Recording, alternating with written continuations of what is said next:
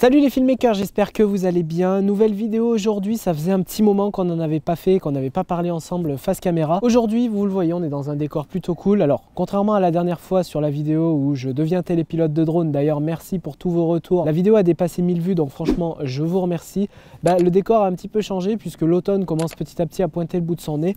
Et croyez-moi, il fait pas chaud. Donc aujourd'hui, le setup est simple, une caméra, un trépied, un micro. Et vous l'avez vu au titre de la vidéo, on va déballer le tout dernier produit que j'ai reçu, le DJI OM5, comprenez l'Osmo Mobile. C'est le tout dernier stabilisateur pour smartphone de DJI et je vous propose de le déballer tous ensemble, de voir un petit peu qu'est-ce qu'il a de si particulier, voir un petit peu si c'est intéressant comme produit, si ça vaut le coup de l'acheter. Je vais vous expliquer pourquoi je l'ai acheté, restez bien parce que vous allez voir que ça initie pas mal de choses cool qui devraient arriver sur la chaîne. Voilà, parlons peu, parlons bien. Donc l'Osmo Mobile 5, l'OM5 de chez DJI est sorti il y a environ 4 semaines je crois. On a vu les premières vidéos commencer à arriver tranquillement. Il commence à y en avoir pas mal, mais bon, comme le DJI FPV, j'ai fait le choix quand même de vous partager ce moment-là parce que déjà j'apprécie déballer des produits, pouvoir échanger avec vous sur ces produits parce que je suis peut-être pas le seul de ma communauté à l'avoir acheté. Et aussi parce que voilà, on peut un petit peu échanger quant aux spécificités techniques et aux différents aspects de ce petit stabilisateur. Un petit point rapide sur ce que c'est et sur qu'est-ce que l'Osmo Mobile. Alors au tout début, il y avait une version caméra en fait du stabilisateur qui existait, ça s'appelait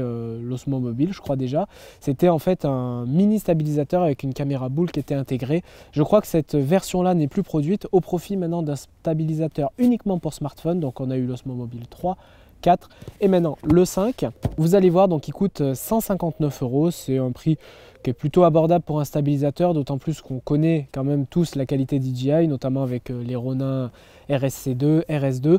Donc c'est vraiment des très bons stabilisateurs. Donc je pense qu'ils sont restés dans cette lignée-là de fabrication et que ça va donner un rendu qui est vraiment cool. On commence le déballage.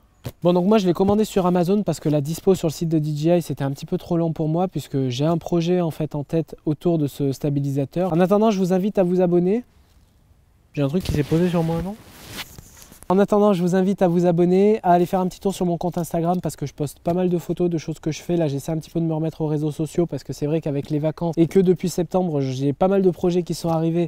J'ai plus trop eu le temps de m'y mettre, donc là, j'essaie de m'y remettre et j'essaie de vous partager un maximum de choses. Alors, comme je vous disais, je l'ai commandé sur Amazon, donc bon, je l'ai reçu en 3 jours puisque j'ai l'abonnement Amazon Prime, enfin même pas en 2 jours, je crois.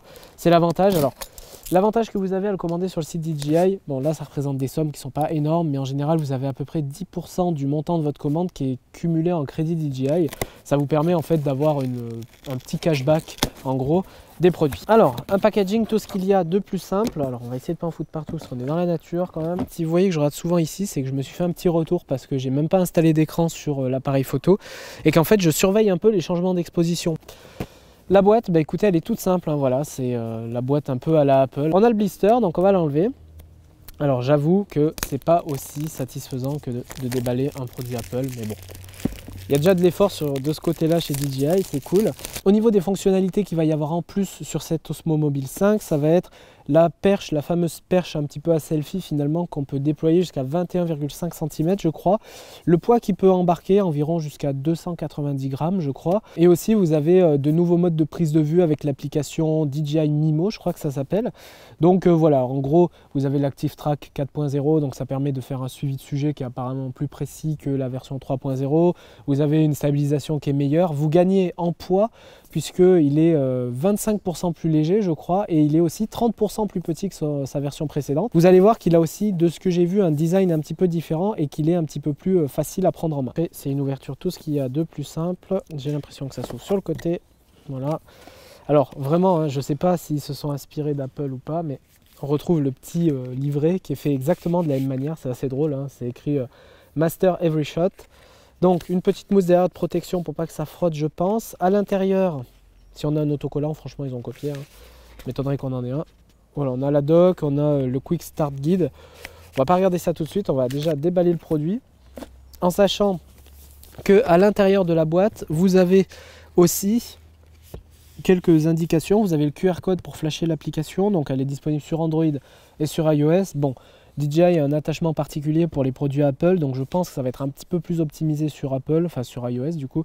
Bon, en soi je pense que maintenant avec les nouveaux smartphones qu'on a, c'est plus ou moins identique, mais c'est vrai que avant c'était un petit peu plus compatible pour les produits Apple. D'entrée, vous avez le stabilisateur. C'est vrai qu'il est vraiment tout petit. En fait, j'en ai jamais eu. J'en ai même vu qu'une seule fois, je crois, j'en ai jamais testé. C'est la première fois que j'en ai un dans la main et en vrai c'est tout petit. Je pensais pas que c'était aussi petit. C'est super cool. En fait, ça tient dans un petit sac, hein, limite. Donc c'est vraiment cool. Alors il faut trouver comment ça s'ouvre, donc on va regarder visiblement comme ça. Ok, voilà. Bon, tout simple à ouvrir en fait. Donc on a une fixation qui est magnétique. À une époque, je crois qu'il fallait coller un autocollant, c'était un magnète aussi, mais là ça va être vraiment une griffe qui va venir prendre votre appareil photo, enfin votre téléphone du coup. Mais ça c'est vachement cool. Vous avez quelques petits raccourcis, donc vous avez une petite roulette 4D, moi ce que j'appelle un joystick en gros, qui va vous permettre, je pense, de varier les positions de la tête. Vous avez un petit bouton de rec, vous avez le témoin de batterie, comme d'habitude. Vous avez un plus-moins, alors je ne sais pas du tout à quoi il sert. Ici, je pense que vous pouvez changer de mode, vous avez un petit M et ce bouton-là, je pense, je ne sais pas si vous verrez bien à la caméra, mais ce bouton-là, je pense que ça va être pour activer le mode portrait, enfin selfie. Et donc, comment sort cette perche? Est-ce qu'il faut juste tirer dessus? Il faut juste tirer dessus. Ah ouais, c'est vraiment tout fin, quoi. Alors, ça fait un peu peur au début parce que il faut vraiment tirer, genre vraiment. J'ai cru que j'allais péter un truc, mais non.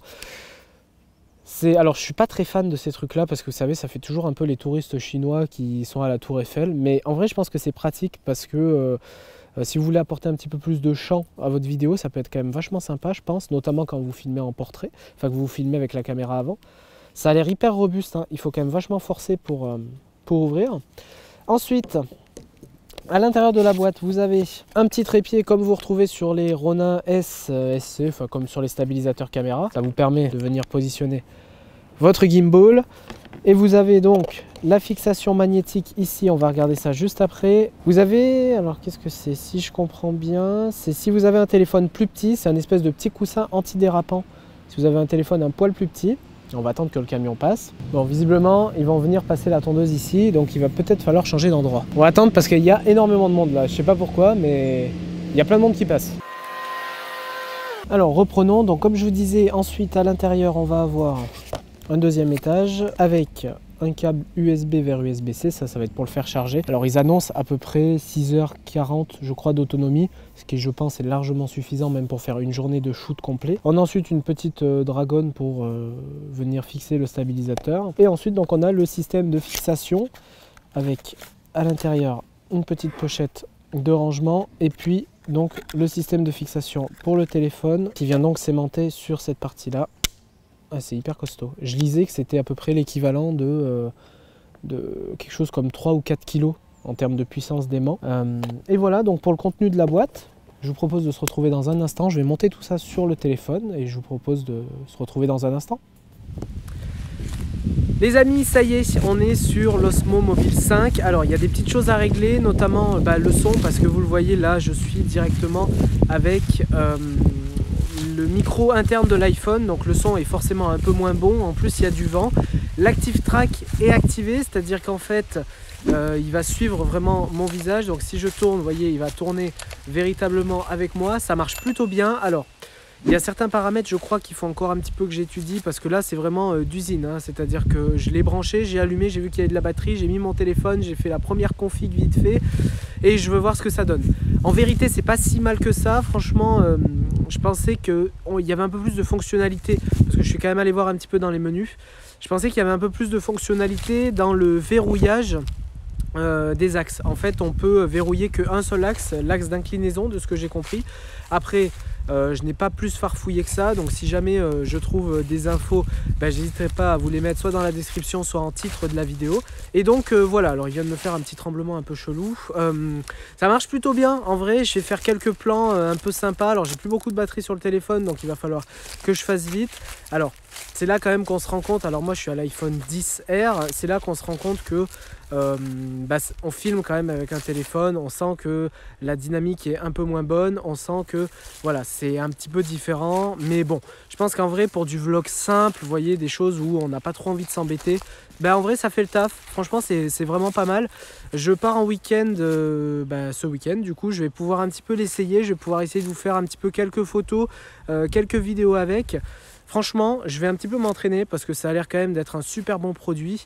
Je pense que ça vaut le coup. Alors, à qui c'est destiné? Je pense que c'est destiné à deux cibles de personnes. Ça va être toutes les personnes qui aiment bien filmer mais qui n'ont pas forcément d'argent pour acheter un réflexe, un hybride, ou qui veulent simplement continuer à filmer avec leur téléphone parce que en vrai, l'iPhone 13 aujourd'hui, je vais pas vous mentir, il fait le café.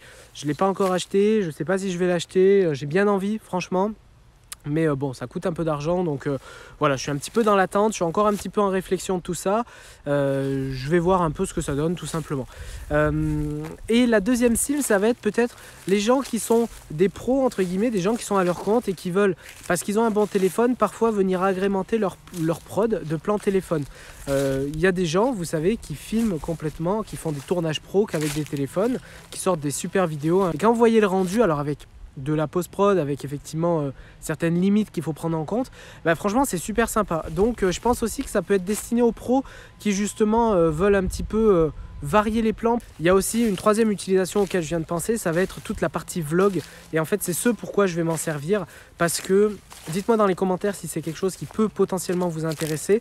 Mais l'idée, alors c'est très perturbant parce qu'en fait il faut regarder la caméra, mais moi je regarde l'écran pour voir ce que je filme, mais bon c'est pas grave.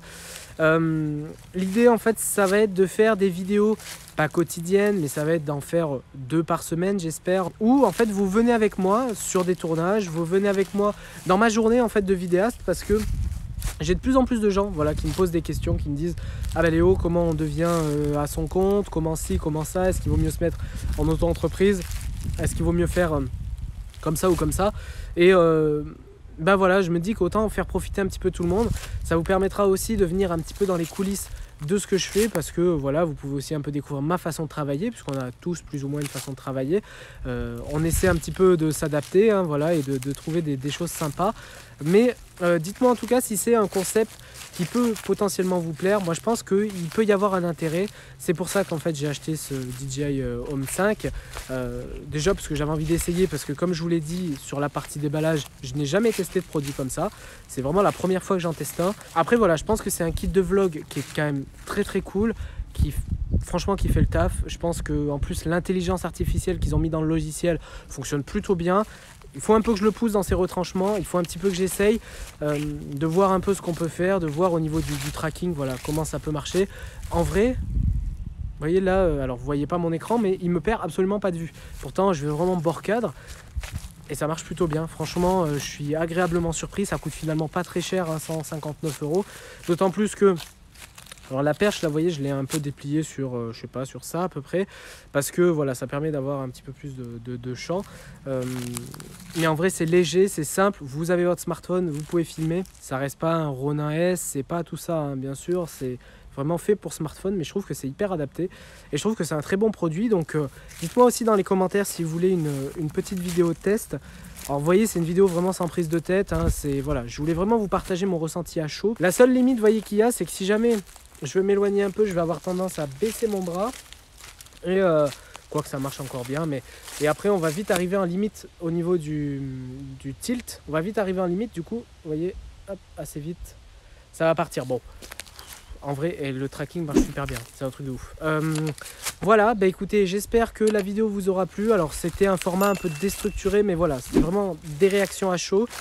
J'espère que ça vous a plu. N'hésitez pas à aller faire un petit tour sur mes réseaux sociaux, à me suivre, ça me fait toujours plaisir. Et puis surtout, ça me soutient parce que, voilà, moi je suis vidéaste avant tout. J'essaye aussi en parallèle de développer un petit peu des petites choses.